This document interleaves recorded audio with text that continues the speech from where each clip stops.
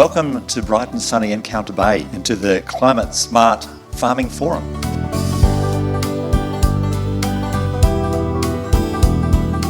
I'd like to welcome my ancestors here today and each and all of your ancestors so they can all come together and watch over us all while we're on Ngarrindjeri, Ramanjeri country. Ngāpi Lakanyeri Ngarrindjeri, Ngāpi Ngāti Tupultang.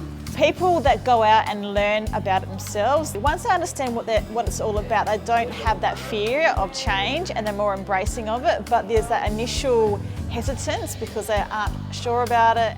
Just have a crack.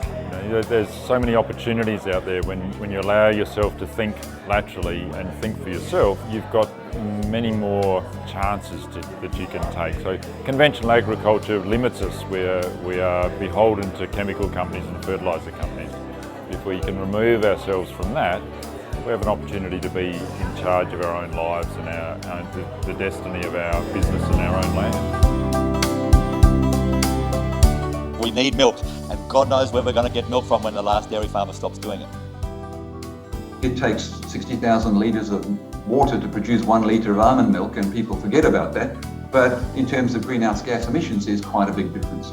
For me, my goal is, when people say you can't do something, my goal is to actually work out how to actually do it properly. Reduce paddock sizes down to 5 hectares. Like we're 1,700 hectares and people go, you can't really do that. It's like, well, you can. We do what we do, and our neighbours are conventional farmer, bigger paddock, chemical inputs, lack of rotational grazing. This is our property in the foreground and our neighbours in the background, a bit of a contrast. And there's some of the trees planted in those cages for the paddock tree project that the Hills and Fleury Landscape Board are doing.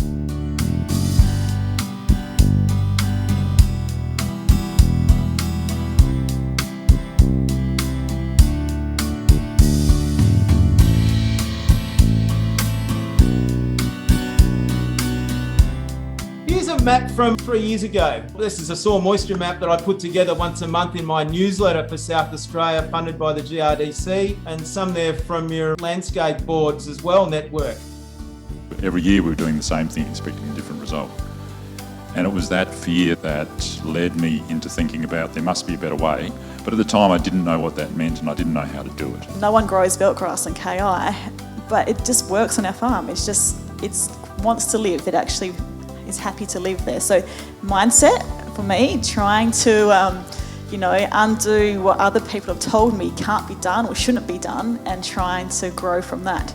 Well, one of my goals is to not import any external energy to the farm except what the sun provides and what we can provide from our natural intelligence. So once you've got someone that's on your side helping you, supporting you, you got comfort and you feel like, yes, we're doing the right thing.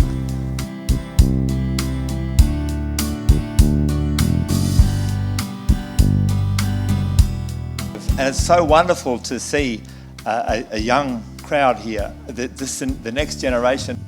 The course I'm doing is conservation land management. It's always good to have kids coming to these events to see what's actually out there in the real world, to get some understanding of what's happening there and to encourage them and show that there is opportunity out there.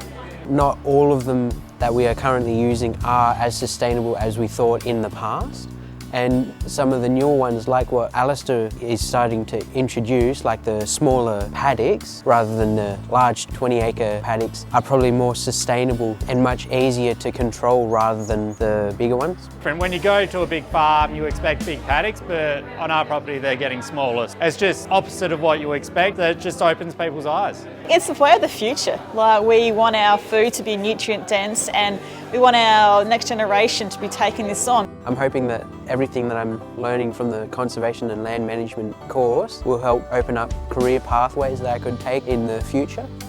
Have a go, give it a try and read the books. There's plenty of books out there and a lot of podcasts. I think podcasts are brilliant. The likes of John Kemp and Nicole Masters are fantastic, and once you listen to them, especially John Kemp, you are just in awe of the amount of intelligence out there. It's really easy to be disillusioned. It's really easy to hear the noise from around you that everybody's telling you that you're doing the wrong thing, and most of what we read is also telling us that we're doing the wrong thing. So yeah, It does take some self-belief, but I think the biggest thing is to not be afraid to make mistakes.